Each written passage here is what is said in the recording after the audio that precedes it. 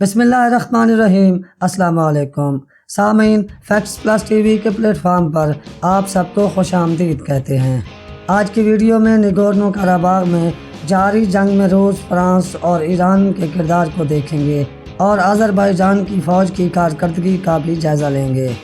مزید ڈسکس کرنے سے پہلے آپ فیکٹس پلس ٹی وی کو سبسکرائب کر لیں اور ساتھ ہی بیل کا نشان دبانا مت بھولیں اور اس ویڈیو کو لائک بھی کریں۔ آذربائیجان اور آرمینیا کے درمیان جنگ بندی کا اعلان ہوا، مگر یہ جنگ بندی زیادہ دیر نہ چل سکی اور تقریباً ایک ہی گھنٹے بعد دونوں فوجیں ایک دوسرے پر حملے کرنے لگ گئیں۔ آرمینیا نے گانجا شہر پر میزائلوں سے حملہ کیا، دیگر شہری تنصیبات کو نشانہ بنایا۔ آرمینیا مسلسل گانجا سٹی کو میزائلوں اور ہیوی اسلحہ سے اور کلسٹر بموں سے نشانہ بنا رہا ہے۔ اس طرح آذری فوج بھی جواب دے رہی ہے۔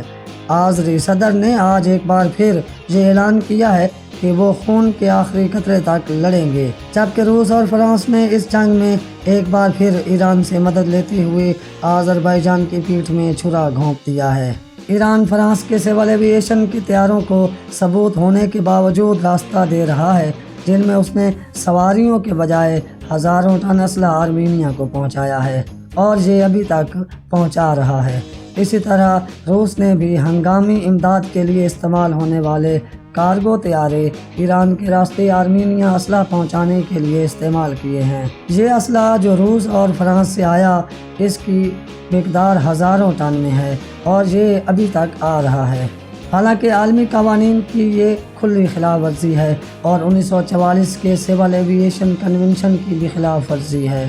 1944 کے سول ایویشن کے کنونشن کی شق 4 کے مطابق سول ایویشن کے طیاروں اور ہنگامی امداد کے لیے استعمال ہونے والے طیاروں کو کسی صورت بھی جنگی ساز و سامان کی نقل و حرکت یا فوجیوں کی نقل و حرکت کے لیے استعمال کرنا ایک بین الاقوامی جرم ہے، جس کا ارتکاب اب روس اور فرانس آذربائیجان کے خلاف آرمینیا کو مدد فراہم کر رہے ہیں۔ مگر آپ جانتے ہیں کہ بین الاقوامی سطح پر قانون کی عملداری طاقتور کے لیے نہیں ہے بلکہ غریب اقوام کے لیے ہے، اس لیے انہیں کوئی پوچھنے والا نہیں ہے۔